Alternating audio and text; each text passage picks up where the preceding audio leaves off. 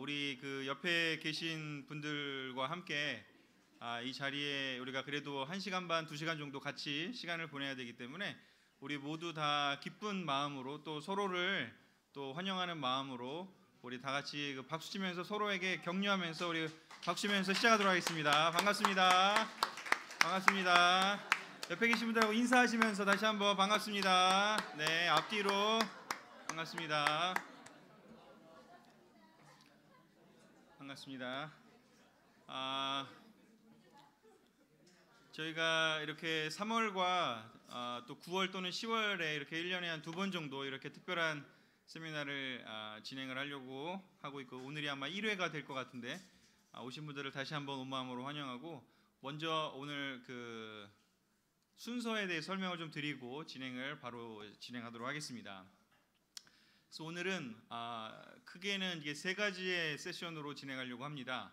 첫 번째는 학교 현장에서 본 청소년과 부모에 대한 이야기를 우리 해줄 거고요. 좀 이따가 강사는 다시 한번 설명을 드리고 소개를 시켜드리겠습니다.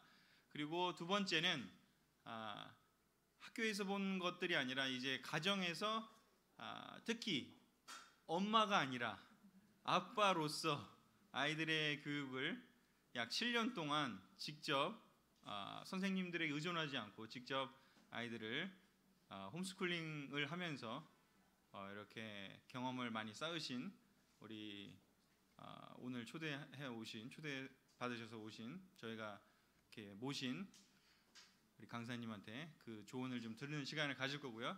그리고 난 후에는 여기 오신 분들이 그냥 듣기만 하는 것이 아니라 질문을 할 수 있는, 그래서 함께 개인적인 고민이든 아니면 뭐 다른 사람의 고민이든 일반적인 고민이든 같이 좀 이렇게 Q&A 묻고 대답하고 하는, 그래서 그분들이 이야기하지 못했던 부분들이 또 있을 수 있으니까 대화를 통해서 우리가 그 부분을 같이 이렇게 이야기해보는 시간을 가지고, 그 다음에 아까도 계속해서 이렇게 드시고 싶었던 음식이 남아있기 때문에 나머지는 다 드시고 가셔도 괜찮습니다.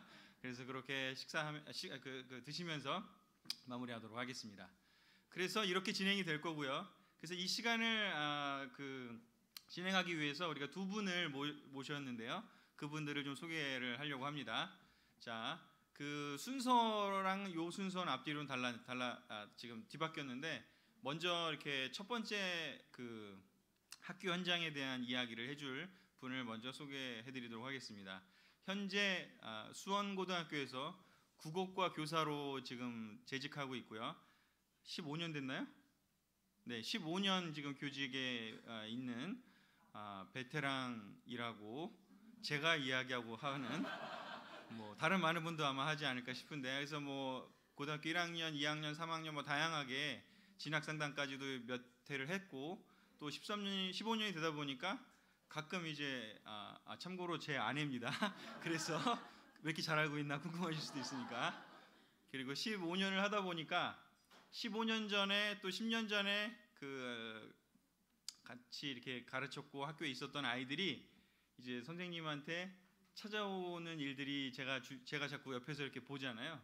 그래서 그런 걸 보면서 그 고등학교 때 있었던 그 아이들의 모습을 기억하고 있는데, 그 아이들이 자라가서 사회에 어떻게 또 지금 진출해 있고 어떻게 살고 있는지를 또 보다 보니 더 생생하게 제가 옛날에 이랬는데 이러면서 이제 저한테 또 얘기해 주시는 것들이 있어서, 그런 것들이 여러 가지로 쌓여서 아마 오늘 해주는 이야기가 굉장히 도움이 되지 않을까 싶습니다.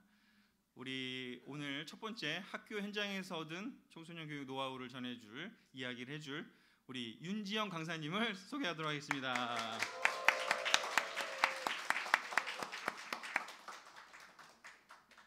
그리고 두 번째 시간을 맡아주실 거고, 오늘 사실 어쩌면 좀 더 메인이 되지 않을까 싶은데요. 사실 제가 여기 좀 적어 놓고 우리 초대장에 있는 그 내용보다도 사실은 더 많은 거를 적을 수가 있는 분인데, 사실 원하지 않으셔가지고 초대장에 적지는 않았습니다. 그런데 사실 굉장히 대단하신 분을 저희가 지금 모신 겁니다.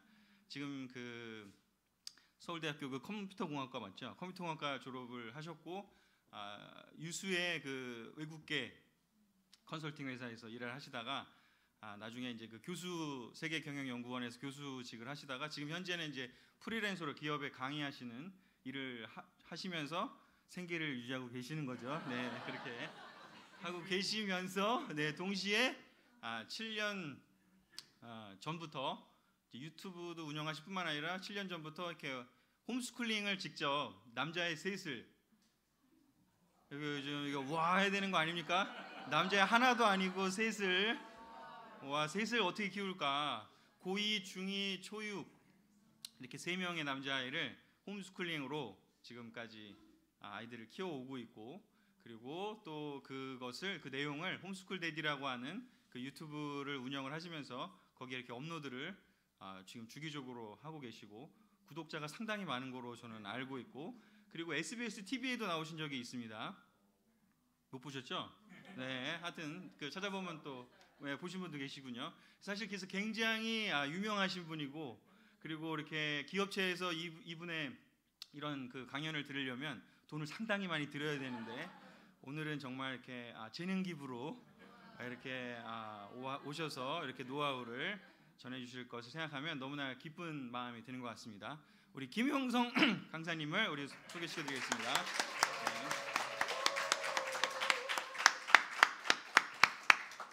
너무 기대되지 않습니까? 제가 이거를 한 2달 전부터 기획하면서 너무 기뻤고, 우리 용성 형님이 이렇게 와주신다 그랬을 때 너무 진짜 기대가 됐고 기뻤습니다. 그래서 이 시간이 너무 기대되는 그 시간이라는 걸 다시 한번 말씀드리고, 오늘 그래서 첫 번째 시간부터 해서 이제 진행하도록 하겠습니다. 우리 첫 번째 먼저 학교 현장에서 본 청소년과 부모님에 대한 이야기를 나눠줄 우리 윤지영 자매님을, 윤지영 강사님을 모시도록 하겠습니다. 박수로 환영해 주십시오. 네, 안녕하세요. 저 윤지영이고요. 저 소개한 대로 제가 수원고등학교에서 근무하고 있고요. 사실은 정말 제가 너무 떨려요. 제가 아이들은 오히려 안 떨리는데 근데 부모님들이 더 사실은 좀 무섭거든요. 제가.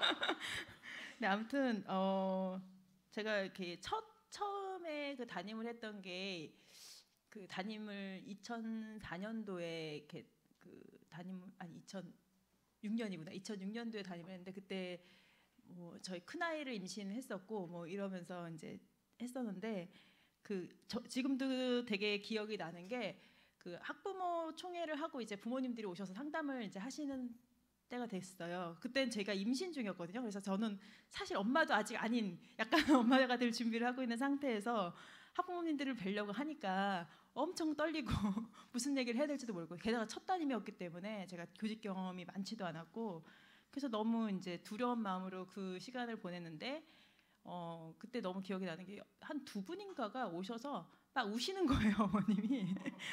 그래서 얘기를 들어보니까 이제 아이가 안 그랬는데 중학교 때까지 굉장히 엄마랑 대화를 많이 하고 잘 지냈는데 고등학교를 가더니 변했다, 이제 이 얘기를 하시는 거죠. 그래서 전혀 대화를 안 하고 무슨 얘기를 해도 굉장히 퉁명스럽고 도무지 어떻게 지내는지 모르겠다. 학교에서 말은 하냐, 어떻게 지내냐, 이제 이런 얘기를 계속 궁금해 하시더라고요. 그래서 그때 그 아이가 정말 학교에서 엄청 잘 지내는 아이였거든요. 말도 많고 저랑은 대화도 잘하고 어른들 이렇게 어려워하거나 그런 친구가 아니었거든요.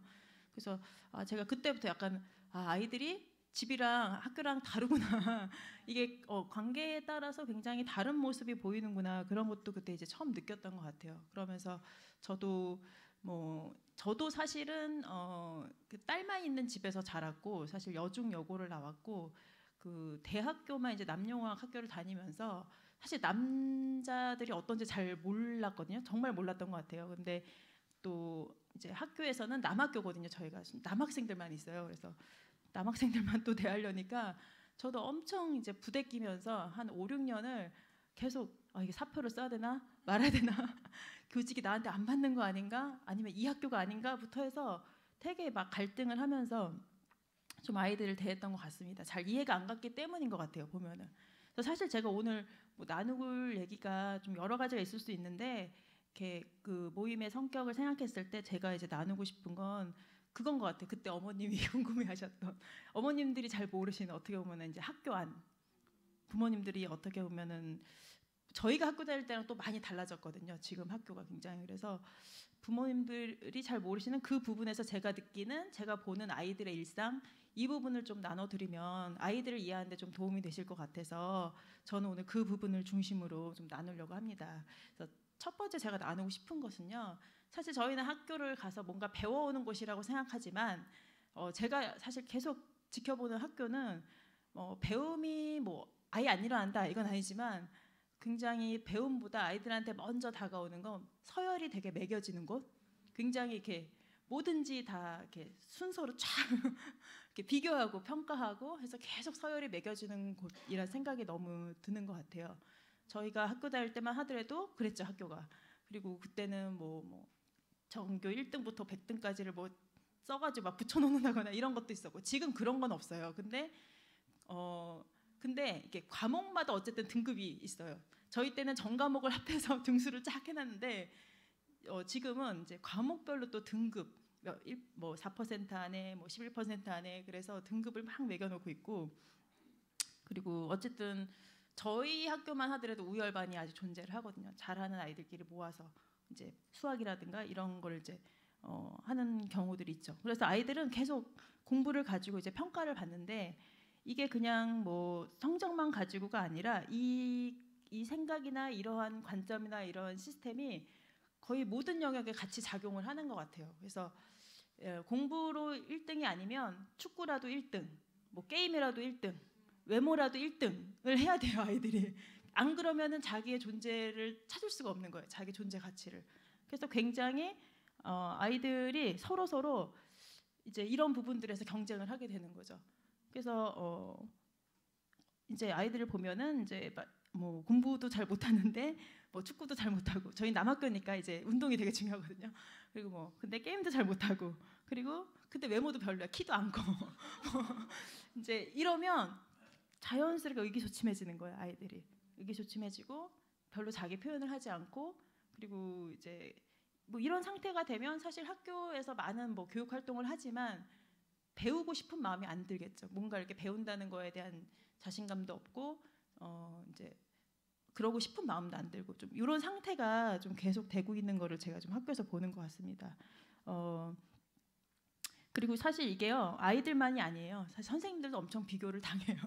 그 시스템 자체가 이제 그렇죠. 그래서 그 교사 평가 같은 게 이제 예전에 비해서 또 많이 활발해지면서 이제 교사들이 서로 이제 그 자기를 돌아보고 성찰하는 의미로 이런 것들이 이제 취지는 좋은데 이걸 하다 보면은 또 담당하시는 분들 중에 또 어떤 분들은 이런 정보가 이렇게 막 흘러가기도 하고 또 아이들끼리 막 평가를 하기도 하죠. 그러니까 아이들도 그렇잖아요. 자기도 평가 받으니까 선생님들도 엄청 평가를 해요. 이 선생님은 이게 어떻고 저게 어떻고 뭐 잘 가르치네 못 가르치네 이것만이 아니라 성격이 어떠네, 방 관리를 하네, 뭐 외모가 어떠네, 옷은 어떻게 입네부터 해서 차를 어떤 거를 타고 다니네 온갖 걸 가지고 이제 막 이게 이런 이제 평가, 비교, 서로에 대해서 하는 것들이 굉장히 많이 일어나는 곳이 사실 학교다라는 거를 좀 알려드리고 싶어요. 사실 굉장히 많은 비교와 경쟁이 일어나는 곳. 그리고 사실 두 번째, 여기서 연장선상에서 이제 나오는 얘기인데, 그래서 학교 안에서는 사실 또래 집단 간에 되게 힘겨루기도 엄청 많이 일어나는 곳이에요. 아이들이 그걸 의식을 하든 의식을 하지 못하든 간에 계속해서 이렇게 비교를 하다 보니까 서로 더 나은 존재가 되고 싶기 때문에 더 나은 그룹을 만들고 싶고 더 나은 사람이 되고 싶어서 굉장히 이렇게 팀을 막 짜요. 조직을 막 해요. 그래서 특히 이제 남자애들 같은 경우는 그래도 이렇게 관계 지향적이진 않거든요. 그래서 뭐 이렇게 관계 의존도가 높진 않은데, 제가 이렇게 남학교에 있지만 또 교회에서는 중고등부에서 여학생들이랑 또 많이 한 지금 4년 정도 같이 지내면서 뭐 성격 공부도 하고 이제 상담도 하고 이렇게 시간을 보내는데, 여학생들은 특히나 또 시기 질투가 엄청 큰 거예요. 그래서 근데 그걸 이제 그런 마음들을 어떻게 해결할지 모르기 때문에 굉장히 이제 상처도 받고 상처도 주고 뭐 온갖 이제 막 갈등과 이런 고민들이 굉장히 많이 일어나는 곳이 사실 좀 학교라는 생각이 듭니다. 친구 관계의 지형도가 수시로 바뀌는 거예요. 몇 달 단위로 바뀌기도 하고 그리고 뭔가 그 따돌림, 그 안에서 따돌림이라든가 이런 문제들도 굉장히 많이 이제 바뀌는 거죠. 그래서 사실 아이들은 어떻게 보면 이제 외롭게 또 홀로 지내고 싶지 않기 때문에 관계를 되게 중요하게 생각을 하면서 관계를 이제 소중하게 느끼긴 하는데 진짜 마음을 나눈 관계를 배우기보다는 이런 환경이다 보니까 이제 처세술을 배우는 거죠. 어떻게 하면 인기 있는 아이가 될 수 있을까? 어떻게 하면 힘 있는 그룹에 들어갈 수 있을까? 하는 부분에 대해서 이제 그러니까 자기 마음을 숨기고 오히려 마음을 숨기고 이렇게 인맥을 관리하는 그런 처세술을 되게 배우기가 쉬운 것 같습니다. 제가 이 얘기를 드리는 게 예전에는 학교라는 제도가 생기기 전에 아이들을 저희가 어떻게 양육했나를 돌아보면 그 가족이 대가족이 함께 아이를 키웠잖아요. 그 안에 엄청 많은 관계들이 다양한 관계가 존재를 하는 거죠. 또래만 있는 게 아니라 되게 형 누나도 있고 뭐 삼촌도 있고 이모도 있고 고모도 있고 동생들도 있고 어린 애기들도 있고 뭐 할머니도 있고 할아버지도 있고 그러니까 다양한 나이대의 그런 삶의 모습을 배울 수도 있었고 또 나보다 성숙한 사람들한테 수용받는 그런 경험도 있고 실수를 해도 괜찮아 잘할 수 있어 이런 걸 받을 수 있는 경험도 있고 또 나보다 미숙한 동생들은 내가 돌보면서 케어하면서 내가 지금 나도 좀 부족하지만 나보다 더 부족한 애를 도울 수 있네 이런 데서 느끼는 그런 자기 존재의 가치 이런 것도 이제 느낄 수 있고 마음을 넓히는 거라든가 이런 걸 배울 수 있었을 텐데 사실 지금은 가만히 생각해 보면 아이들이 다 똑같은 나이잖아요. 똑같이 다 미성숙하잖아요. 사춘기도 다 똑같이 와가지고 똑같이 감정적이고 똑같이 불안하고 똑같이 자기가 어떻게 살아야 될지 모르는 아이들끼리 거의 8시간 가까이 있는 거예요. 고등학교는 거의 9시부터 5시까지 쫙 있거든요.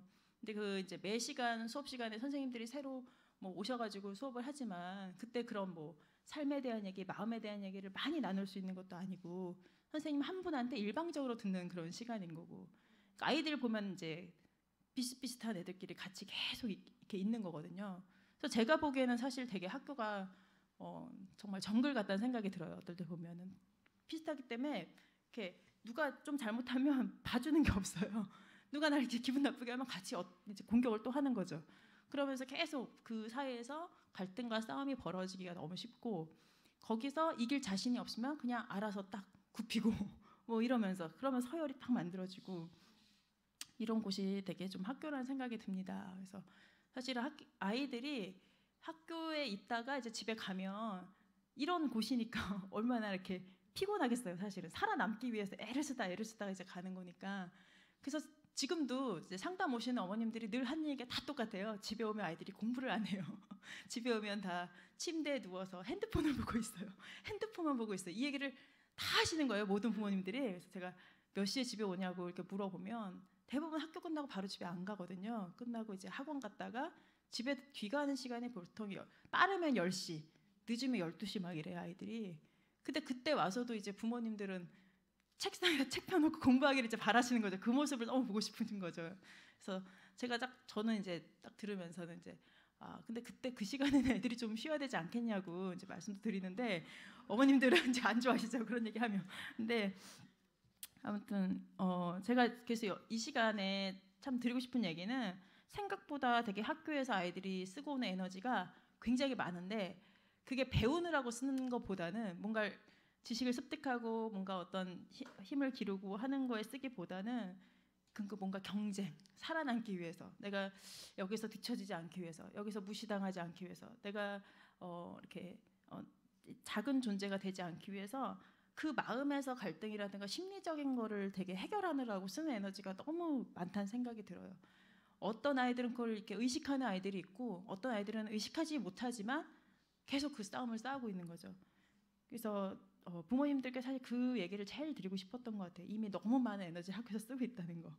그래서 물론 이제 학교에서도 이런 어떤 문제점들을 이제 고민을 하면서 아이들의 이제 뭐 지식이나 이런 것만이 아니라 인성 교육 이런 부분에 대한 뭐 고민도 많고 그런 부분에 대한 어떤 프로젝트나 뭐 교육 프로그램이나 이런 것들을 만들기도 많이 해요. 저희 때보다 훨씬 사실 교육 프로그램이나 이런 걸 보면은 훨씬 이렇게 그 뭐 봉사 활동이라든가 무슨 체험 활동, 동아리 활동 이런 거 생각하면 저희가 학교 다닐 때보다 훨씬 나아지긴 했어요, 정말.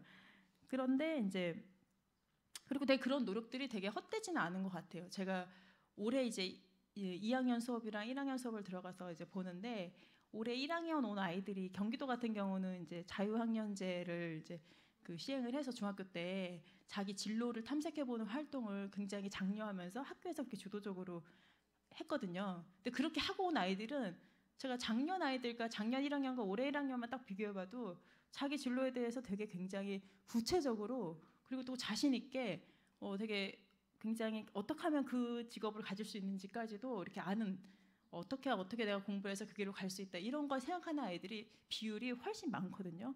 그거는 어쨌든 그래도 학교에서 주도적으로 하니까 그 결과가 나오는 거죠. 그리고 또 예년에 비해서 예년에 그냥 강의식 교육만 받던 아이들이랑 최근에 굉장히 뭐 그 수행 평가라든가 팀 티칭이라든가 뭔가 이렇게 팀으로 하는 거, 뭐 수행으로 하는 거 이런 걸 강조해서 가르쳤던 아이들은 확실히 학교에서 뭐 발표 시키면 굉장히 되게 잘해요. 발표 너무 잘하고 뭐 PPT 만드는 거나 뭐 동영상 만드는 거나 굉장히 잘해요, 아이들이.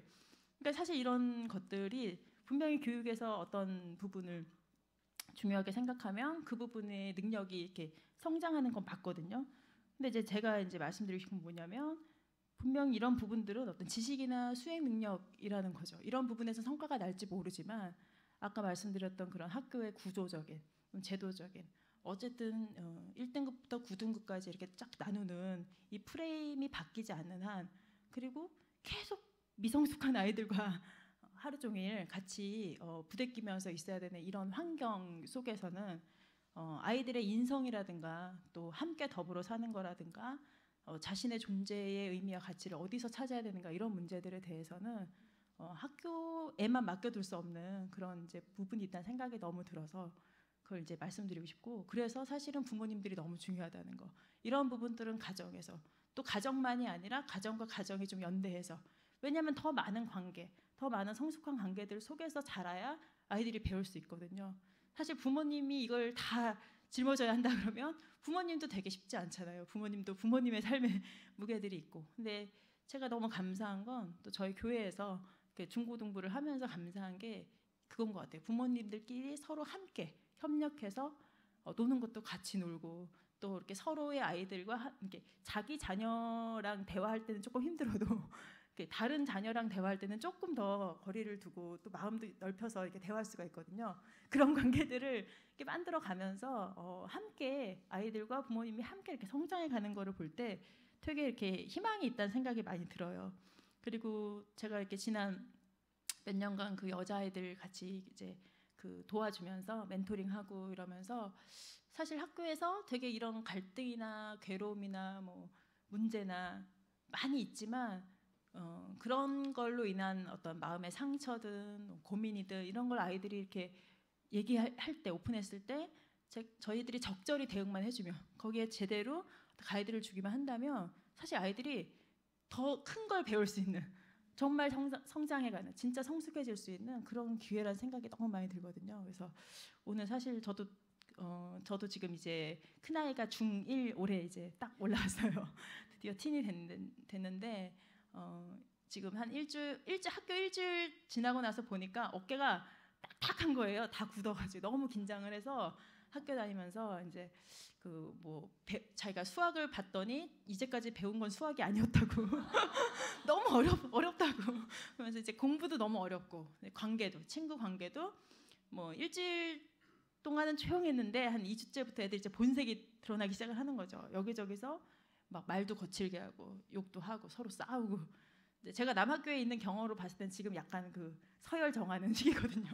서로 이렇게 막 보면서 약간 그런 어떤 갈등들 그래서 뭐 자기가 직접 피해를 당하진 않지만 뭔가 당하는 친구들 보면서 불안하고 나도 저렇게 되면 어떡할까 뭐 이런 것들 이렇게 많이 느끼는데 제가 이렇게 집에서 제가 선생님이 아니잖아요. 그래서 엄마로서 저는 어떤 부분은 그런 부분을 또 공감하고 아는 부분이 있으니까 물어봐 줄 수 있더라고요. 그리고 애들이 그런 얘기를 할 때 그래 너 힘들겠구나. 그리고 그렇지만 너가 되게 지혜롭게 잘 하고 있는 것 같아. 그렇게 한 건 잘한 것 같아. 근데 이렇게 한 건 조금 아쉬운 부분이 있으니까 다음에 이렇게 하면 어떨까? 이런 얘기들을 이렇게 주고 받는 게 아이한테도 그렇지만 저한테도 되게 도움이 많이 되더라고요. 그래서 그런 어떤 팁들을 또 제 뒤에 이제 김영성 강사님이 또 이렇게 나눠 주실 때 많이 배울 수 있는 게 아닐까. 아이들과 어떤 관계를 만들어가고 대화하는 거.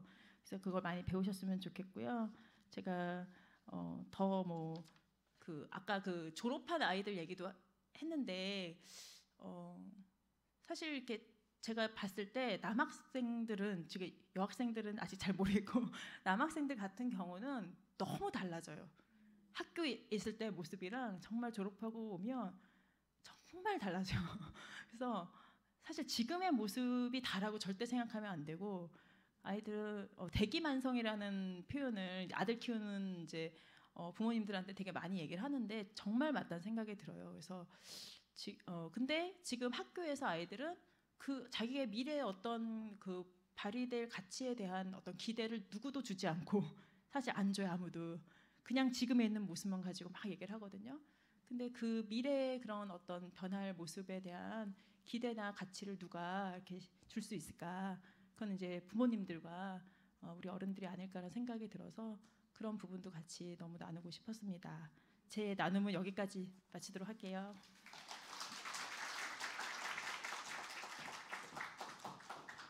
자, 곧바로 이어서 시간이 계속 진행되고 있어서 곧바로 이어서 하도록 하겠습니다. 우리 홈스쿨링 데디 우리 김영성 강사님 모시도록 하겠습니다. 박수로 환영하겠습니다. 예, 안녕하세요. 저희 집에 있던 경험들을 좀 이제 소개해드림으로써 여러분께서 참고하시고 반드시 그렇게 하실 필요는 없어요. 또 쓸만한 거는 갖다 쓰시고 저거는 우리한테는 안 맞아 그러면 바꿔서 하시면 되겠습니다. 제 소개를 좀 하고 그 다음에 이야기를 하죠. 저희 집은 이제 아들만 셋 키우고 있고요. 이제 큰애가 고2. 키는 그렇게 크지 않지만 저보다 힘도 세고 체중도 많이 나가고. 그래서 이제 얘하고는 남자 대 남자로 대화해야 되는구나. 중2. 갑자기 키가 커가지고 지금 형을 따라잡으면서 이제 서열 이슈가 생기기 시작했어요. 그리고 이제 막내는 아직 초등학교 6학년. 근데 말은 이렇게 하지만 아무도 학교를 안 다니기 때문에 그냥 저희는 처음에는 고2 나이입니다 이렇게 하다가 헷갈리고 힘들어서 그냥 고2입니다 이렇게 말씀을 드려요. 어떻게 해서 홈스쿨링을 하게 됐나 그 얘기가 궁금하실 것 같아요. 거기서부터 해보도록 하죠. 2012년에 초등학교 4학년이었던 저희 큰애가 저를 찾아와서 아빠 학교 다니기 싫어요. 여러분 같으면 어떻게 하시겠어요? 왜? 그렇죠. 제 첫 번째 대답은 나도 회사 다니기 싫어. 근데 그냥 다녀. 그런 거야. 삶이 원래 좀 그래. 근데 이제 표정이 설득이 안 됐어요. 이제 좀 물어봐야 되잖아요. 왜? 무슨 일이 있어? 그랬더니 학교에 이상한 애들 많대요. 자기 괴롭히고. 제가 뭐라 그랬겠어요? 회사에 더 많아. 진짜 많아. 또라이 되게 많아. 그러니까 지금 못 견디면 나중에 사회생활 못해. 그러니까 지금 견뎌야 돼. 그렇게 했는데 이게 상황이 그렇지 않았던 거예요. 그래서 한 1년여간 뭐 선생님 예를 들면 심리 상담하시는 분도 좀 만나보고 한의사 분도 만나보고 그러면서 약도 먹고 한약이죠. 건강해지라고. 그랬더니 몸은 되게 건강해졌어요. 근데 다행인 거는 마음도 좀 건강해졌나 봐요. 그래서 고서 이제 5학년 됐을 때 어떠냐 그랬더니 학교 뭐 다닐만 하대. 그래서 저는 이제 됐다 싶었는데 제 아내가 애가 학교를 즐기지 못하고 견디고 있어요. 이거는 생각을 해봐야 되겠대. 그래서 그래? 그리고 이제 고민을 하고 학교를 빼기로 했죠. 둘째가 물어보는 거예요. 아빠, 형 학교 안 갈 거야? 그래서 생각 중이야. 왜? 그럼 나부터 빼줘. 그래, 차라리 너가 더 잘할 것 같다. 보통 둘째들이 좀 흔히 빠릿빠릿하다 그러잖아요. 그래서 얘를 먼저 뺐어요. 그때 이제 첫째가 몸이 달았어. 자기 학교 안 가는 줄 알았는데 동생이 안 가. 그리고 아침에 형 잘 가 그러고 놀아. 그래서 2달 있다가 이제 첫째를 뺐죠. 이때만 해도 셋째는 아직 학교를 안 가던 시기. 입학 통지서가 왔는데 안 가겠다는 거야. 그래서 야, 한 번은 가라. 그래서 입학을 시켰고 한 학기 잘 다니고 이제 6월 끝날 때쯤 돼서 1학기 끝날 때쯤 돼서 물어봤죠. 어떠냐 학교? 재밌대. 친구도 엄청 많이 사귀었대요. 그럼 계속 다니까? 아빠 한 학기면 됐어. 빼줘. 그래서 세 아이가 2014년에 모두 이제 홈스쿨링을 하게 됐죠. 그래서 첫 해부터 시작해서 지금 하니까 이제 7년이 된 거예요. 이제 궁금하실 수 있어요. 그 무슨 생각으로 그런 위험한 결정을 하셨냐?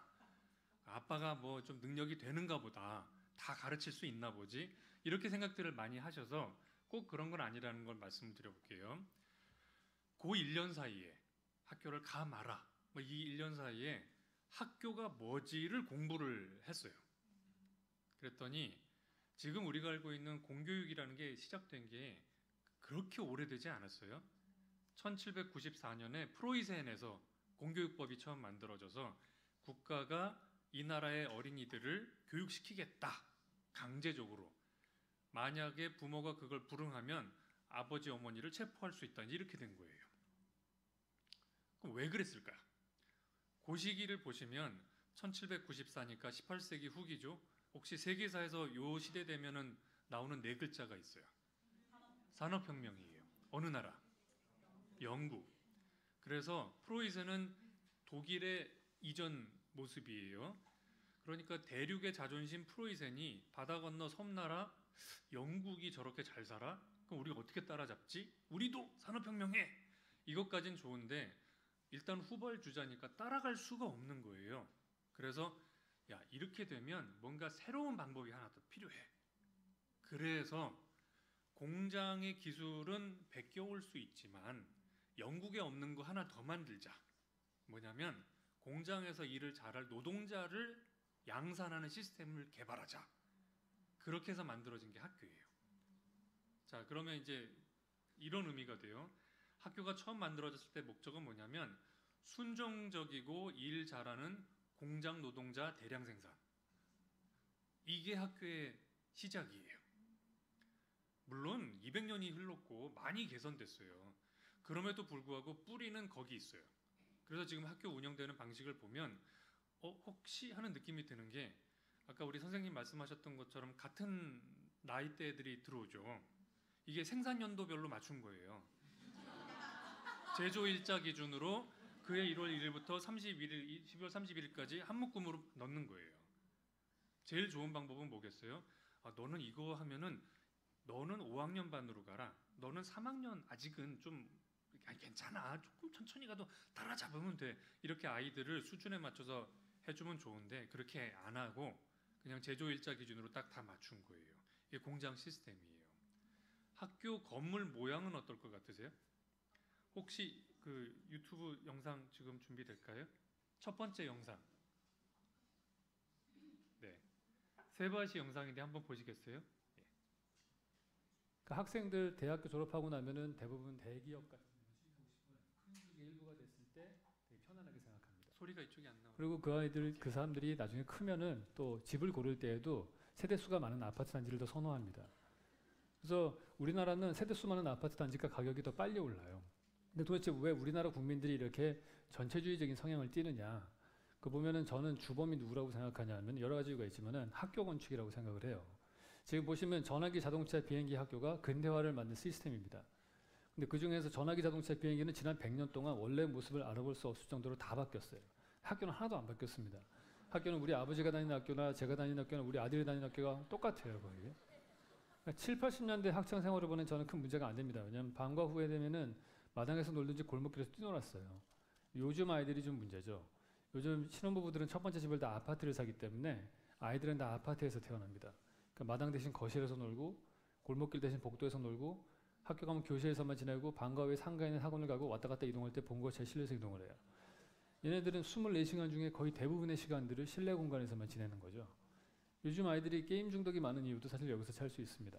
거의 변화가 없는 이런 실내 공간에 갇혀 있기 때문에 변화를 볼 수 있는 것은 스마트폰과 게임밖에 없어요. 우리 통계를 보시면은 지난 40년 동안 학생 1인당 사용하는 실내 면적량이 7배나 늘어났습니다. 뭐 각종 과학실, 음악실, 뭐 체육관, 강당, 식당 이런 것들이 생겨났죠. 엄청나게 풍요로워진 것 같아요. 근데 학교 부지 면적은 똑같기 때문에 학교는 점점 고층화되고 있습니다. 그래서 일반적으로 우리가 보는 학교는 운동장 하나 겨우 남겨놓고 기역자 모양으로 되어 있는 4층짜리 건물이 들어선 게 일반적인 학교의 모습이에요. 놀라운 사실은 왼쪽이 교도소고 오른쪽이 학교입니다. 거의 차이가 없어요. 창문 크기만 좀 달라요. 그러니까 보면은 우리나라 사회에서 담장에 둘러싸인 시설이 대표적인 게 두 개가 있어요. 교도소하고 학교예요. 둘 다 담장 넣으면 큰일 납니다. 제가 학교 다닐 때 그 야간 자습생들이 월담을 많이 하니까 담장에다가 전기줄 간 학교도 있었어요. 우리는 그 정도로 아이들을 수감 상태에 두고 있다 이렇게 봐야 되는 거죠. 그러니까 12년 동안이나 무려 그렇게 지내는 겁니다. 그래서 저는 고3 애들 졸업할 때 꽃다발 대신에 두부를 먹여야 된다고 생각을 해요. 1학년 일반 들어가서 고3 졸업할 때까지 계속 똑같은 교실에만 있어요. 똑같은 교실에 한 50개쯤 붙어 있으면 학교 공부를 하나 됩니다. 세상에서 디자인하기 편하네요. 그게 중학교 올라가도 똑같고 고등학교 올라가도 똑같고 옆도시로 전학가도 똑같아요. 전국에 있는 모든 공립학교 거의 똑같이 생겼습니다. 여기까지. 그런 교실에 갇혀가지고 생활하고 있는 우리 아이. 네, 고맙습니다. 불 켜주시고. 자, 이게 이제 건축 전문가가 보는 학교의 모습인 거예요. 그래서 좀 세게 말하면 교도소하고 학교하고 크게 다를 바 없다. 제 관점에서 보면 그러니까 건물은 교도소 스타일이고 운영 방식은 공장 스타일인 거예요. 자, 근데 이제 안타까운 거는 4차 산업혁명 시대에 창의적인 인재가 필요하다고 말을 하는데 이 시스템으로 12년 살면 창의적이 되겠느냐? 매우 어려웠겠죠. 그래서 제가 처음에 다들 다니는 학교를 안 가도 되겠어? 하다가 이걸 공부하고 나니까 안 가도 되겠다. 지금은 안 가면 좋겠다. 그런데 제가 함부로 그 집에 학교 보내지 마세요라고는 말을 못하기 때문에 제가 조금 그냥 조심스럽게 한번 고려해 보세요라고 하지만 저는 다시 만약에 돌아가서 똑같은 결정을 해야 된다 그러면 일말의 지체도 없이 바로 저는 학교에서 뺄 거예요. 왜냐하면 훨씬 좋아요. 자, 조금 돌아가 볼게요. 지금 마음이 무거우실 텐데 제가 마지막에 학교를 다 나갑시다 이건 아니니까 좀 볼게요. 자, 이제 바다 건너 프로이센에서 공교육이 만들어졌어요. 이게 이제 일본 거쳐서 한국에 들어와요. 근데 한국에 들어와서는 어떤 모습이 생기냐면 아시아의 특수성하고 또 좀 묶여요. 아시겠지만 중국도 그렇고 한국도 그렇고 공부를 해서 과거 시험에 합격하여 관료가 되는 것이 가장 멋진 삶이라고 수백 년 동안 배워왔어요. 거기에다가 이제 공교육이 딱 들어오니까 이제는 대학교로 바뀐 거예요. 그래서 공부를 열심히 해서 시험을 잘 보고 대학에 가야 돼. 우리나라 3대 종교가 뭐라 그래요? 그래서 기독교, 불교, 대학교. 저 대학교도가 굉장히 많아요, 우리가. 이런 상황에서 살고 있는데 과연 그러면 어떻게 이 문제를 풀지? 이제 저같이 아예 학교를 나와 버리면 사실 학교 나오기 전까지가 겁이 나지 나오면 편해요. 뭐 이것저것 새로운 거 시도할 수 있는 게 많아요. 그런데 이제 학교에 자녀가 있는 분들을 위해서 조언을 드린다면 제가 찾은 제일 좋은 방법은 아빠가 집에 오시는 거예요. 이게 무슨 말인지 잘 모르실 거예요. 제가 좀 풀어서 설명을 해드릴게요. 인정을 안 하실 수도 있어요. 어쩌면 이제 제가 얘기하시면 아버지들은 마음이 불편하시고 어머니들은 쾌재를 부르실 수도 있는데 아빠들은 남의 자식하고 노는 거, 시간 보내는 거 별로 안 좋아해요. 여기서 이제 고개를 끄덕이셨지만 무슨 말인지 잘 모르실 수 있어요. 세상의 모든 아이는 엄마의 아이예요. 아빠의 아이가 아니에요. 예를 들어볼게요. 자, 엄마들이 혹시 이렇게 말하는 거 들어본 적 있으세요? 여보, 애랑 놀아줘서 고마워. 나 좀 숨 좀 쉬었다 오늘. 이렇게 말하는 엄마들 가끔 있나요? 네. 혹시 아빠들이 이렇게 말하는 거 들어본 적 있으세요? 여보, 우리 애 밥 해줘서 고마워. 그렇게 얘기해요? 안 해. 네. 왜? 지 새끼 지가 밥 먹이는데 내가 왜 고마워해야 돼? 근데 엄마는 왜 고마워하죠? 저 아저씨가 내 아들이랑 놀아줬잖아. 그러니까 아빠도 엄마도 이미 애는 엄마야 이렇게 그냥 단정짓고 시작을 해버렸어요. 근데 이게 그렇게 오래된 얘기가 아니에요. 원래 교육은 누가 해요? 아빠가 하는 거예요. 이게 우리나라 전통이에요. 예를 들어 볼까요? 학부모, 학부형. 혹시 이 두 단어 구분하실 수 있어요? 뭐가 달라요? 학부모는 학생의 아버지와 어머니죠. 학부형은 아버지와 형이에요. 예전에는 학부형이라 그랬어요. 왜? 엄마는 자녀 교육에 관여하는 게 아니고 아버지가 원래 관여하시는 거고, 아버지가 못 오시면 형이 오셔야 돼요. 그래서 원래 학부형이라고 그랬어요. 이게 불과 3, 40년 전에만 해도 당연했어요. 그런데 한 30년 사이에 확 뒤집혀서, 우리 그런 얘기 많이 하죠. 그 자녀가 명문대에 가려면 3가지 조건. 뭐? 엄마의 정보력, 할아버지의 재력, 마지막으로 아빠의 무관심.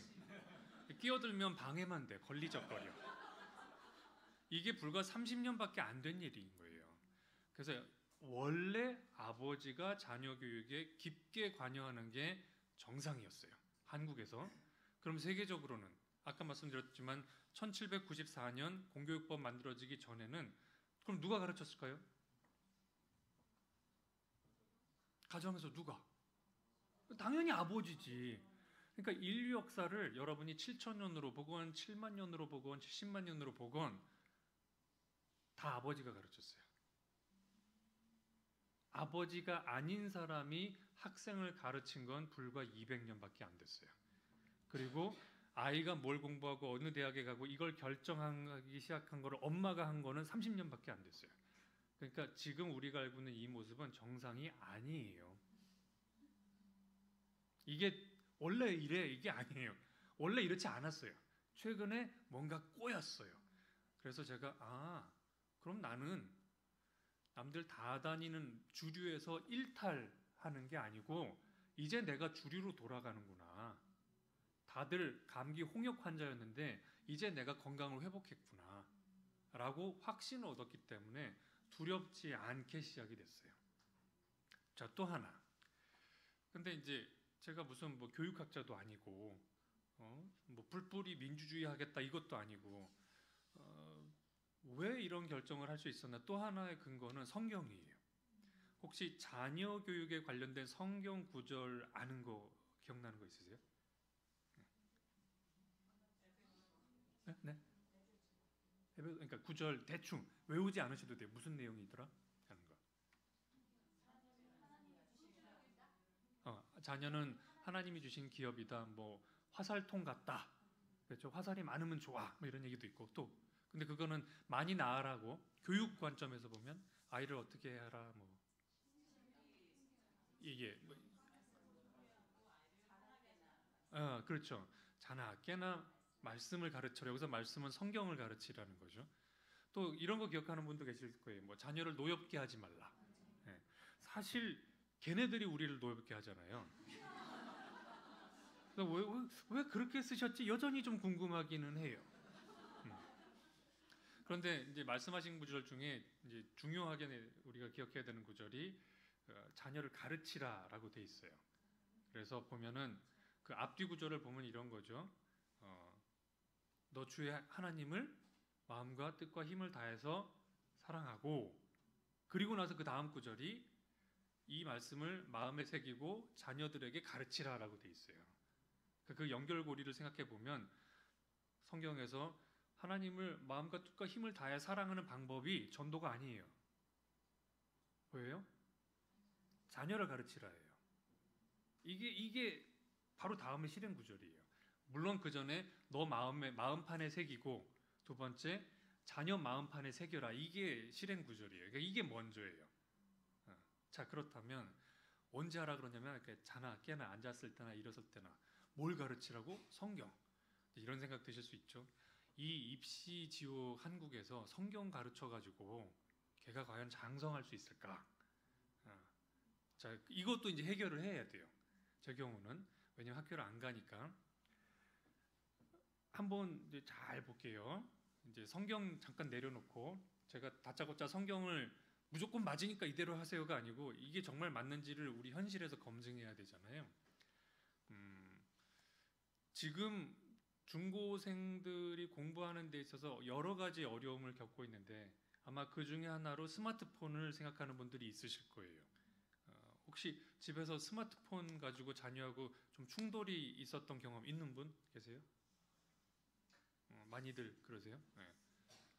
우리 아이는 스마트폰이 없어요. 그래도 여기는 몇 분 계시네. 그러니까 좀 덜 하실 수도 있어요.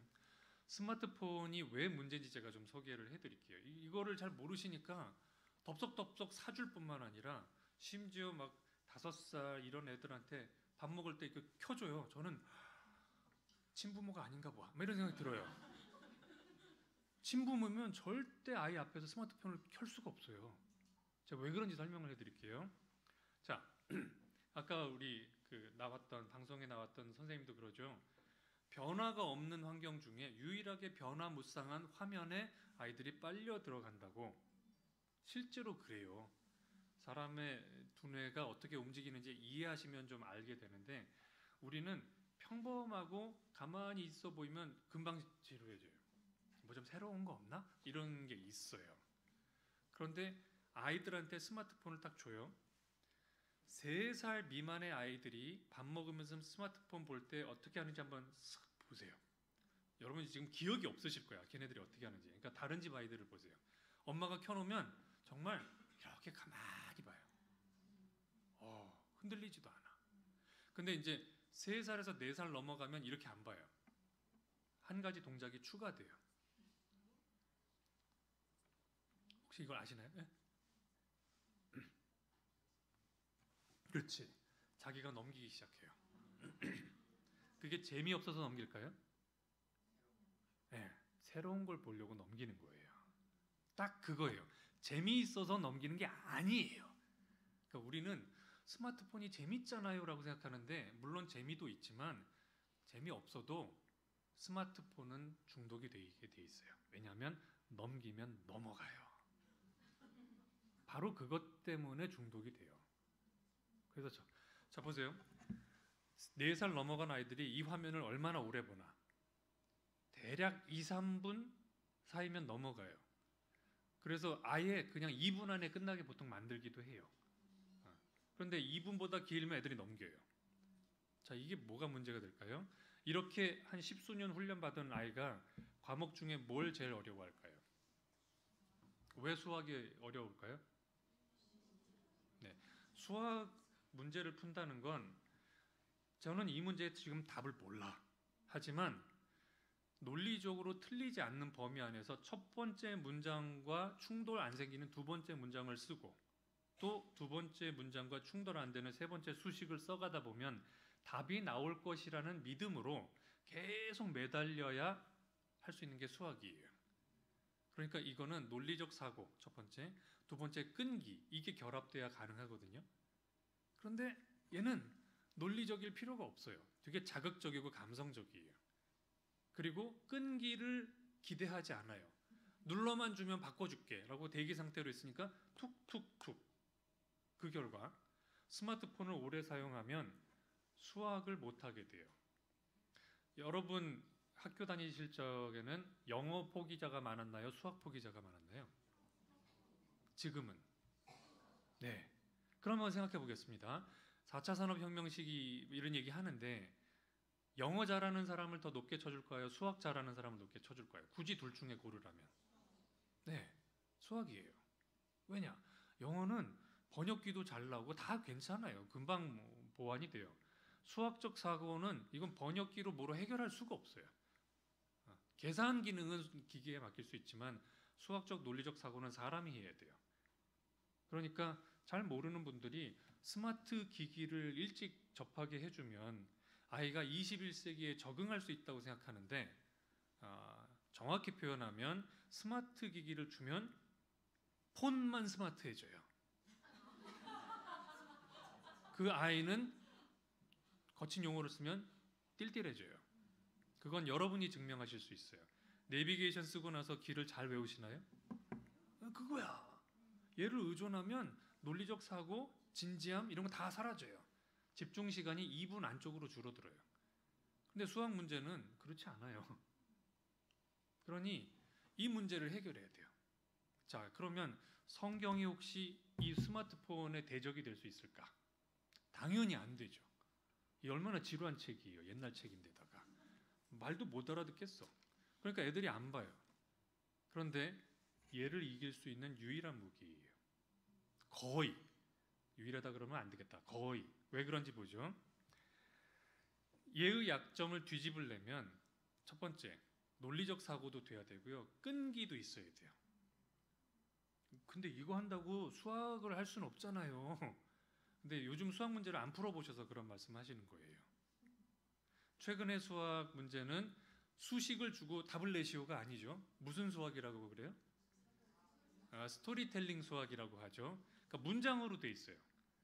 아마 자녀가 수학 문제를 틀렸다는데 가서 봤더니 이걸 어떻게 틀릴 수 있을까라고 답답해했던 부모님은 이제 그걸 아실 수 있어요. 얘가 문장을 이해하지 못해서 수학을 틀린 거예요. 예를 들면, 자, 제가 수학 문제 낼 테니까 맞춰보세요. 초가 1시간 타면 5분의 1이 줄어듭니다.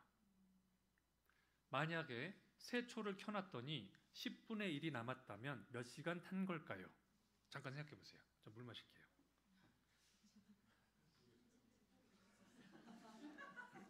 한 시간에 5분의 1 탑니다. 10분의 1이 남았다면 몇 시간 탄 걸까요? 답은?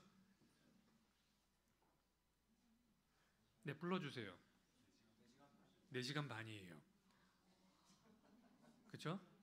듣고 나니까 아시겠죠? 여기서 하면 여러분도 국어 능력이 지금 떨어진 거예요. 그래서 국어를 못하면 수학을 못하게 돼 있어요. 이게 수능 문제를 풀어보시면 알아요. 여러분이 수능 문제를 풀어보셔야 돼요. 수학 문제가 바뀌었어요. 그럼 영어는 어떨까요? 국어 잘하면 영어 잘할까요? 선생님 어떠세요? 국어 잘하면 영어 잘할 가능성이 좀 높아지나요? 네, 그렇죠. 반드시는 아니죠. 왜냐하면 다른 언어니까. 하지만 국어를 못하는 애가 영어를 잘할 것이다? 에이, 이거는 불가능에 가까운 얘기인 거지. 그러니까 결론, 국어가 베이스예요. 그러면 아이들이 읽는 책 중에 가장 장편에 난해한 단어를 사용하며 역사적 배경 지식이 없으면 읽을 수 없는 책 뭐가 있어요? 얘예요. 그래서 얘를 편안하게 읽는 애들은 보통 작문 능력이 탁월해지고 국어 무슨 종류의 책이건 국어로 된 책은 다 읽고 그 결과 수학이나 이런 다른 과목으로도 자신감이 전이가 되면서 공부하는 데 어려움이 없어요. 이거를 알게 됐기 때문에 괜찮아. 우리는 성경 읽어. 다른 분들은 그래갖고 신학자를 만드실 거예요? 아니면 목사님을 만드실 거예요? 대학 가겠죠. 지가 좋아하는 거 얘 읽고 나서. 물론 명문대는 못 갈 수 있겠지. 왜냐하면 명문대 전용 시험 공부를 안 했으니까. 그런데 졸업을 하면 무슨 일이 생길까요? 스카이캐슬에서 공부해가지고 엄청 좋은 대학에 뭐 좋은 과에 갔어. 그럼 대학에서 뽑아줄까요? 아니, 죄송합니다. 기업에서 뽑아줄까요? 물론 스펙이 안 되면 아예 경쟁이 안 되는 건 맞아요. 근데 비슷한 스펙이면 요즘 기업들은 또 달라요. 저는 이제 지금 10년 넘게 기업에서 강의도 하고 인사 담당자들 데리고 신입사원 면접 방법도 가르치고 있기 때문에 제 말은 좀 들어주셔도 돼요. 요즘 기업에서 제일 답답해하는 게 신입사원들, 지원자들의 야생성이 없다고 이런 표현을 쓰세요. 그러니까 야, 김용성이 야, 해와. 그럼 예전에는 끙끙거리면서 해왔대요. 근데 요즘은 해와. 그러면 좀 이따 다시 온대요. 그래서 이거를 어떻게 해야 되나요? 야, 씨, 그걸 네가 알아서 해야지. 내가 하냐? 그럼 내가 하지, 씨. 그러면 저 혹시 샘플이라도, 야, 저기 네 선배한테 물어봐. 그러면 아, 예. 그리고 선배한테 가서 말하는 걸 되게 어려워해요. 아니, 같은 회사인데 선배한테 말하는 걸 그렇게 어려워해요? 왜냐하면 요즘 대학생들 전화 통화 못해요. 다 카톡으로 하지 전화 대화 못해요. 잘. 어느 정도냐면 저기 청룡 반점이죠. 여기 학생회관 321호인데요. 짜장면 2개와 짬뽕 하나 주세요. 이걸 잘 못해요. 말을 못하는 게 아니라 낯선 사람하고 대화하는 걸 극도로 싫어해서 다 그냥 문자로 해요. 이 얘기를 제가 만든 게 아니고 배달의 민족 분이 해주셨어요. 그래서 자기가 배달의 민족에서 앱을 개발할 때 중요하게 생각하는 게 전화를 사용하지 않고도 모든 결제가 끝나도록 한다. 그게 설계 원칙 중에 하나였어요. 그러니까 20대 젊은 사람들이 이걸 다 쓴 거예요.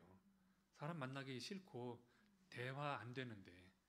그러니 이런 애들이 회사 들어와서 야생성은 없지, 시키면 어떻게 해야 되죠? 이런 소리나 하고 있지. 야, 가서 물어봐. 그러면 쭈뼛쭈뼛쭈뼛 하고 결국에는 기한 만기까지 가서 일을 그르치는 거예요. 결론, 죄송합니다. 학교 나오면 창의성 떨어져요. 학교 다니면 사회성 커질 것 같으세요? 아까 우리 얘기 들으셨죠? 같은 제조연도 일자끼리 모여 있으면 사회성 떨어져요. 왜 학교에서 탈선이 일어나겠어요? 제조연도 같은 애들을 모아놨기 때문에 그래요. 모든 포유류는, 특히 영장류는 어른을 흉내내면서 성장하게 돼 있어요. 동물의 왕국 보시면 맨날 보는 거잖아요. 엄마 아빠 하듯이 사냥 연습을 합니다. 뭐 이런 거 맨날 나오죠. 자, 근데 우리 선생님 말씀하셨던 것처럼 한 반에 한 20명이 다 또래 애들밖에 없어. 특히 남학생들은 더 심각해요. 학교에 남자 선생님이 별로 없어요. 혹시 수원 거기는 어떤가요? 남학교인데 전체 중에 남자 선생님이 한 몇 퍼센트 되세요?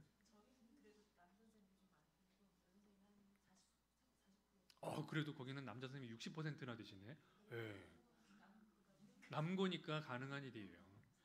네, 사립이고, 그렇지, 사립이고 남고니까 가능해요. 초등학교 가보세요. 교장 선생님, 당연히 여성이죠. 요즘은 대부분 여성 선생님이에요. 그래서 부교장 또는 교감 선생님도 여성인 경우가 많으세요. 그래서 체육 시간에 남자 선생님을 빌려 쓰죠. 요즘 그렇게 하세요. 여자 선생님들이 잘 못 뛰시니까 남자 선생님을 이렇게 빌려서 체육 시간에 이렇게 좀 해주세요 우리 반, 이렇게 많이 해요. 자, 그러면 보세요. 남학생들의 경우, 특히 남학생들의 경우 초, 중, 고 어쩌다가 여자 선생님들만 만날 수도 있어요. 좀 심한 상황에서는. 그러면 남자애들은 남자 어른을 보고 흉내내면서 성장해야 되는데 주변에 남자가 없어. 집에 아버지 있잖아요. 아까 얘기했잖아요. 집에 아버지 안 들어오잖아요. 몸만 왔다 갔다 하는 그 하숙집 아저씨 말고 진짜 아버지가 없잖아요, 집에. 그러니까 집에는 아버지가 없지, 학교에는 남자 선생님이 없지. 그러면 남학생들이 어른스러운 또래를 보고 배우기 시작합니다. 이때 어른스럽다라는 말은 성숙하고 침착하고 배려심이 많다는 걸까요? 아니면 자기 나이대, 즉 청소년들에게는 금지된 어른들의 행동을 하는 것을 어른스럽다고 할까요? 그 어른스러운 행동들은 주로 뭘까요? 왜 학교에 다니면 탈선을 하는지 아시겠죠? 아이들의 학습 동기는 이미 정해져 있어요. 하나님이 그렇게 만드셨어요. 어른 보고 배우라. 근데 주변에 어른이 없기 때문에 어른스러워 보이는 탈선 아이들을 보고 배우게 돼 있어요. 게다가 사회생활을 해보시니까 아실 거예요. 사회성이 좋다라는 거는 같은 해에 태어난 아이들하고, 즉 70년이면 70년생들하고 잘 지내는 게 사회성이 좋은 건가요? 아니면 한 3년 선배하고도 잘 지내고 5년 후배하고도 잘 지내는 게 사회성이 좋은 건가요? 근데 학교에 보내면 12년 동안 혹시 여러분 학교 다니면서 위에 학년이나 아래 학년하고 친구처럼 지내본 적 있으세요? 형 동생 없으면은 거의 불가능해요. 그렇죠? 근데 요즘은 애들이 형 동생이 없잖아요. 그러니까 딱 그 같은 연도 애들끼리 12년을 살면서 좀 더 어른스러워 보이는 탈선 아이를 모델로 보고 자라는 거예요. 그런 아이들이 주로 스마트폰을 엄청 달고 살고 게임을 8시간 하루에 이렇게 해요. 그리고 와서 내가 게임의 레벨이 얼마야 딱 이래요. 그리고 여학생들은 화장을 다 해요. 걸그룹처럼 허리를 꽉 쪼매야 돼요. 치마단을 끌어올려야 돼요. 그게 어른이라고 생각을 해요. 안타깝지만 그렇게 해서 졸업하면 회사에서 써주지도 않아요. 사회성이 떨어져요. 전화도 잘 못해. 창의적인 사고는 안 돼. 근데 문제는 아는 건 많다고 또 착각을 해. 그러니까 가르쳐주면 배우질 않고 겸손치가 않아요. 꾸짖으면 죄송합니다 이렇게 하는 게 아니라 지는 얼마나 잘나서 저래? 이놈의 회사 더러워서 이러고 있으니까 발전을 못해요. 깨달았죠. 아버지가 가르쳐야 된다. 그래서 이제 오케이, 내가 얘를 어떻게 가르치지? 여기서 이제 시작을 했죠. 흔히 이제 이런 얘기들 하세요. 친구 같은 아빠가 되면 좋겠다. TV에서 또 엄청 나오잖아요. 슈퍼맨이 돌아왔다. 얼마나 아빠들이 재밌어요. 근데 제가 생각해 보니까 친구 같은 아빠가 되면 안 되는 거예요. 왜 그런지 아세요? 아이의 친구한테 져요. 아니, 아이의 친구 같은 아빠가 되겠다고 해버리면 아이의 친구보다 내가 더 재밌을 수가 있을까요? 절대 재밌을 수가 없어요. 그러니까 결국에는 2등밖에 못하는 게임에 이미 들어간 거예요. 그럼 어떻게 해야 돼요? 아이의 친구를 뛰어넘어야 돼요. 아이의 친구는 줄 수 없는 걸 줘야 돼요. 그래서 아빠랑 있으면 재밌어. 몇 가지 사례를 들어볼게요. 이렇게 하시라는 뜻이 아니에요. 지난번에 초등학교 6학년 저희 막내를 데리고 공방 이렇게 가구 만드시는 아는 분 찾으러 갔다가 생각보다 미팅이 일찍 끝나버렸어요. 용인 쪽이었는데 이거 이렇게 일찍 끝나버리면 딱히 할 것도 없는데 어떡하지? 하고 지나가는 길에 코스를 보니까 에버랜드가 있어. 그래서 그 앞을 지나가면서도 갈등인 거예요. 여기를 들어가서 놀기에는 너무 시간은 짧고 그렇다고 이것도 안 하고 그냥 확 집에 가버리면 애는 아빠 뭐야 오늘 하나도 재미없었어 그럴 것 같고 어떻게 하지? 막 이러면서 주춤주춤 운전을 해서 에버랜드 앞에 갔는데 겨울에 사람이 없어요. 주차장이 엄청 넓은 거야. 지민아 운전해 볼래? 그래서 애들 눈이 반짝한 거예요. 그때 지민이만 있었어요. 6학년. 이쪽으로 와. 그래서 지민이를 앞에 태우고 어차피 좌우로 100m 안에 전후좌우로 100m 안에 차가 없으니 가자. 발 닿지? 오케이. 밟아. 세게 밟으면 어떻게 되는지 한번 세게 밟아.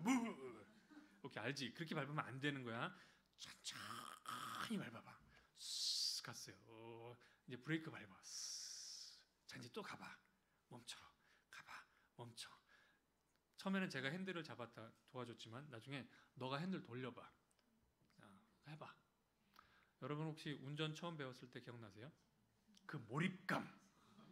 카트라이더는 비교가 안 돼.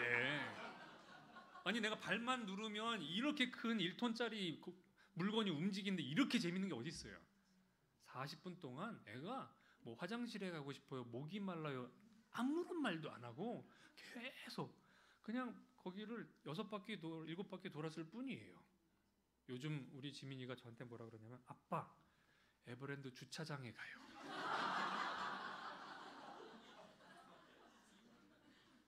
아들의 친구가 이런 경험을 줄 수 있을까요? 못 줘요. 아들의 친구가 되면 안 돼요.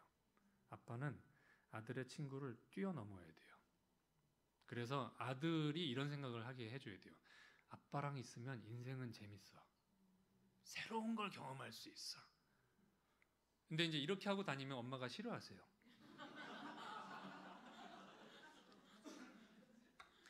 좀 붙잡아 앉혀놓고 공부를 시켜. 수학 공부 저는 잘 안 가르쳐요. 할 수 있지만 뭐 중학교 수학까지는 제가 어떻게 커버해 보겠어요. 고등학교는 좀 어려워. 그건 아닌 것 같아. 그럼 영어를 가르치겠어요? 몇 번 해봤는데 제가 혈압이 오르고 아이는 아빠를 무서워하더라고요. 그래서 오케이 이것도 아닌 것 같아. 그러면 제가 생각해 보니까 제일 중요한 과목이 뭘까? 국영수라 그러잖아요. 근데 영어 수학 안 하면 하나 남는 건 뭐예요? 국어. 그럼 교재를 선택해야지. 뭐 이거지. 30년 봐왔기 때문에 30년까지 아니군요. 한 25, 6년 봐왔기 때문에 꽤 이제 익숙해요. 어디 펼치면 대충 뭔지 알아요. 그래서 같이 읽자. 아이들이 성경 읽는 거 좋아하나요? 싫어해요. 왜 싫어할까요? 이 부분 좀 정확하게 짚어봅시다. 아이들 성경 읽는 거 왜 싫어할까요? 재미없어요. 여러분은 읽는 거 재밌으세요? 재미없어요. 왜 재미없는지 아세요? 모르니까 재미없어요. 어떤 분이 그러세요. 클래식 음악은 지루해. 그랬더니 클래식 전문가가 옆에서 딱 한마디 하시더라고요. 네가 지루한 거야. 클래식은 지루하지 않아. 얼마나 재밌는지 아니? 네가 지루하니까 클래식이 지루하게 보일 뿐인 거야. 네가 바뀌어야 돼. 저도 똑같이 생각해요. 세상에 이렇게 재밌는 책이 어디 있어요? 저희 집에 있는 책 중에 제가 만약에 불나면 꼭 들고 나올 책 몇 개 고르라 그러면 저는 이거랑 호모데우스 집 들고 나와요. 오, 정말 재밌어요. 이렇게 재밌는 책이 어디 있어요? 문제는 읽을 줄을 몰라. 왜? 배경 지식이 없으니까. 왜 배경 지식이 없죠? 맨날 이것만 보고 있으니까. 여러분 예전에 학교 다니실 때 혹시 전과 보지 않으셨어요? 아니, 전과가 있어야 교과서가 재밌는 거죠. 이거를 큐티할 때 이것만 보면 어떻게 해요? 당연히 안 되지. 그럼 재미없잖아요.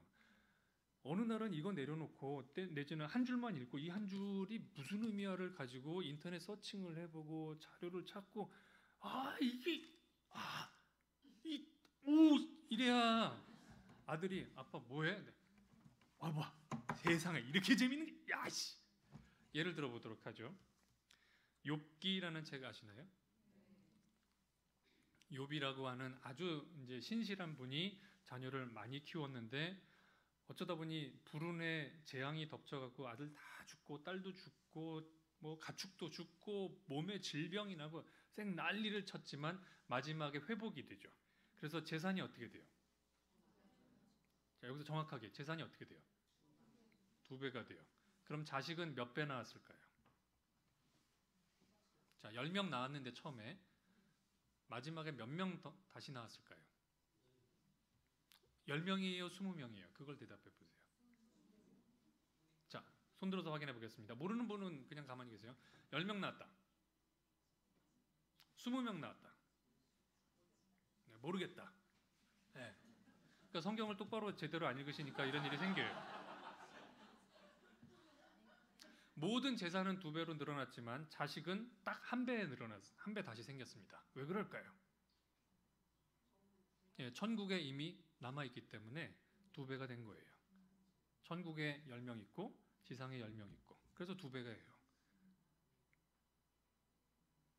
이렇게 읽으면 구절 하나하나가 재밌어요. 근데 우리는 그래 축복을 받았대 끝. 너무 교훈을 찾지 마세요. 연구를 해보세요. 교훈은 내가 깊이 이해한 결과 얻는 부가적인 거지 교훈만 찾으려 그러니까 맨날 결론이 뭐냐면 하나님이 하셨단다. 이렇게 하면 착하면 축복받는단다. 그리고 끝인 거예요. 이런 국민윤리 교과서를 얘기하니 아이가 재미가 있겠어요? 당연히 재미없지. 성경을 의심하면서 보면 얼마나 재밌는데요. 얼마 전에 제 아들이 물어봤어요. 저희는 아침 예배를 드리는데 아빠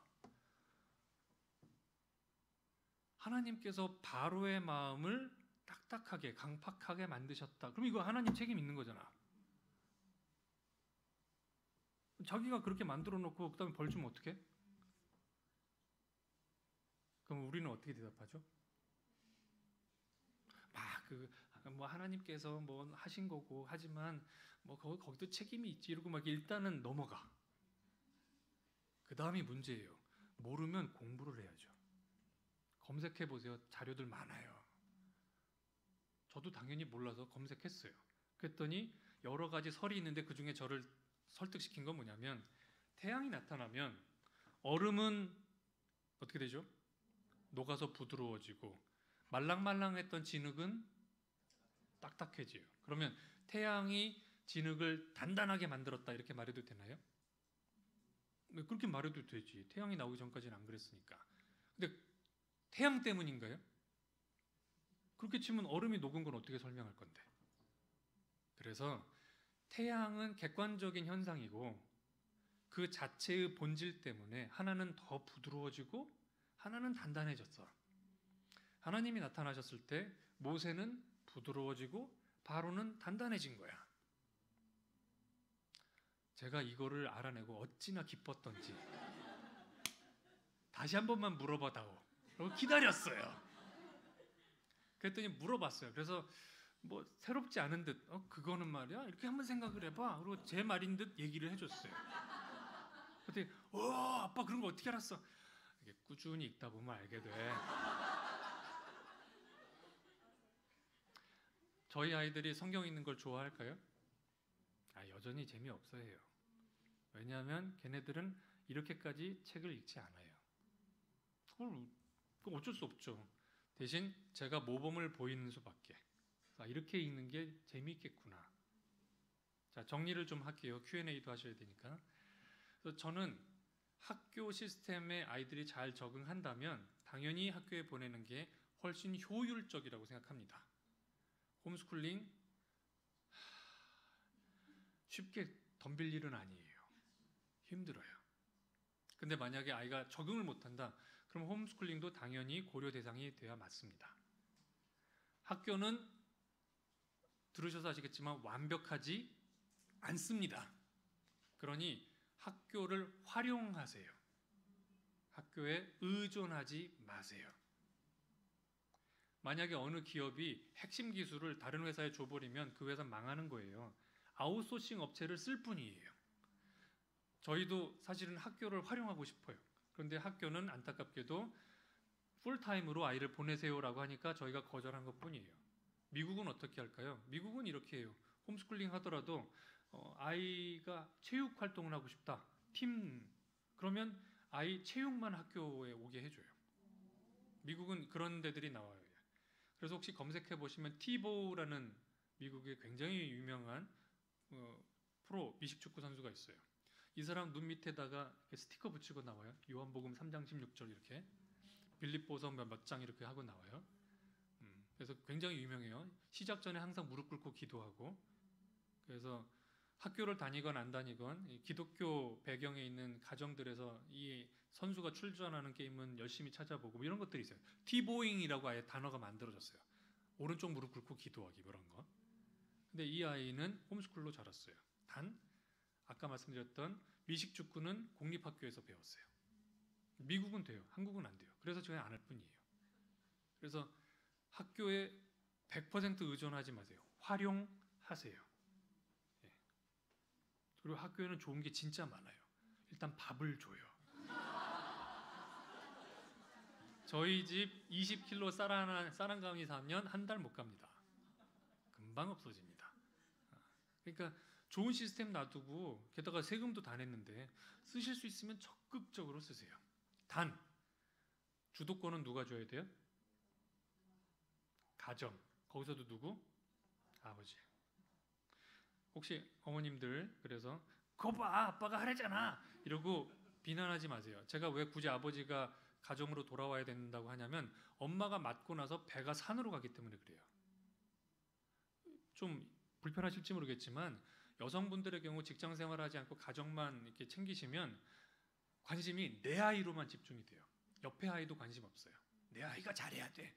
그런데 아무래도 사회생활을 오래 했던 남성분들의 경우는 이게 공정성이라는 게 있잖아. 이거는 우리 애가 아닌 거지. 이런 태도가 좀 가능해요. 엄마 보기에는 되게 서운하지. 그래도 우리 자식인데. 그러니까 이 두 분이 균형을 잡을 수 있기 때문에 제가 아버지 얘기를 할 뿐이에요. 엄마들은 잘하고 있다는 게 아니라 엄마들은 이미 하고 계세요. 아빠만 들어와 주면 균형이 생길 거예요. 그리고 아버지들에게 목표는 아들의 친구가 목표가 아닙니다. 그건 지능 게임입니다. 아들의 친구를 뛰어넘으셔야 돼요. 어떻게? 아들의 친구는 줄 수 없는 독특한 경험을 주겠다. 당연히 마음에서 이제 부담이 되실 거예요. 내가 그걸 뭘 줄 수 있지? 그러니까 연구하고 공부하고 물어보셔야 돼요. 나한테 하나의 무기가 있을 수 있어요. 내가 아이 운전을 가르칠 수 있어. 넌 뭐 할 수 있니? 하고 옆에 집 아빠한테 물어보시는 거예요. 그래서 야 우리 교차로 해서 키우자. 우리 애 네가 보낼 테니까 그러면 그거 네가 가르쳐. 내가 이거 가르칠게. 여기 지금 얼추 우리 남성분들이 한 10여 명, 20명 되시는 것 같아요. 이 아버지들이 서로 교차해서 자녀를 교육할 수 있다면 아이는 20개의 과목을 배울 수 있어요. 어떤 경우는 운동이고 어떤 경우는 뭐 컴퓨터일 수 있고 어떤 경우는 의사는 어떻게 하고 뭐 이렇게 다양한 거를 어떻게 학교의 친구가 대신할 수 있겠어요? 그래서 커뮤니티가 필요합니다. 이 얘기로 이제 마지막 얘기할게요. 하나님께서 여성을 만드실 때는 가정지향적으로 만드셨어요. 제 아내의 헌신을 보면 정말 감탄해요. 저는 어떻게 저렇게 할 수 있을까? 남성은 하나님이 가정 중심으로 만들지 않고 공동체 중심으로 만드셨어요. 현대 사회에서 아빠들이 헤매는 이유는 공동체가 없이 혼자 뛰니까 그래요. 영화 300에서 아시죠? 페르시아가 쳐들어올 때 스파르타가 길목을 막고 싸울 때 300명을 선정하는 기준이 있었어요. 강건하고 싸움을 잘해야 되지만 또 하나의 기준이 뭘까요? 영화에는 잘 안 나와요. 역사책에 나와요. 처자식이 있어야만 300명 안에 들어가요. 이유는 목숨을 바칠 것이기 때문에. 결혼 안 하는 남자는 도망갈 수 있다. 하지만 결혼을 하고 자식이 있는 아버지는 거기서 죽을 것이다. 그래서 300명이 거기서 다 죽은 거예요. 아버지는 그냥 남자가 아니에요. 우리 청년부도 계시지만 제가 청년들 앞에서는 이런 얘기 안 하지만 50살 된 청년하고 미혼, 28살 되고 아이가 둘 태어난 어린 남자하고 누가 더 성숙하냐? 10중 8구 자식이 둘 있는 어린 남자가 더 성숙합니다. 그래서 아버지들은 가능성이 있어요. 단 혼자 싸우지 마시고 공동체를 만들어서 내 아이뿐만 아니라 우리의 아이를 키우시면 그 아이들은 건강하게 자랄 수 있습니다. 여기까지. 고맙습니다.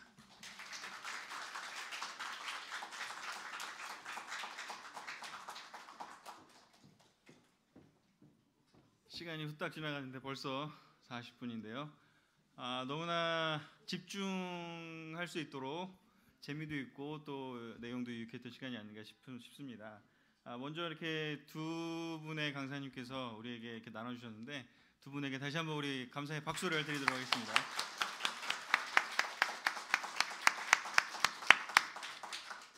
자, 이 시간이 끝나고 다 이렇게 학교를 애들 그만두게 하는 일은 없을 거라고 확신하고 굉장히 어려운 길이라는 거를 말씀해 주셨으니까 꼭 유념하시면서 들으면서도 좋은 거 있지만 또 우리가 개인적으로 또 개별적으로 아니면 주위에서 본 일들 중에서 좀 이 부분은 좀 어떻게 하면 좋겠나는 그 관점의 뭐 변화라든가 뭐 어떤 그 궁금하신 것들이 있으면 아니면 뭐 두 분의 그냥 그 주변의 삶에 대해서도 듣고 싶은 게 있으시면은 Q&A 하는 시간을 한 20분 정도 갖고 마무리하려고 합니다.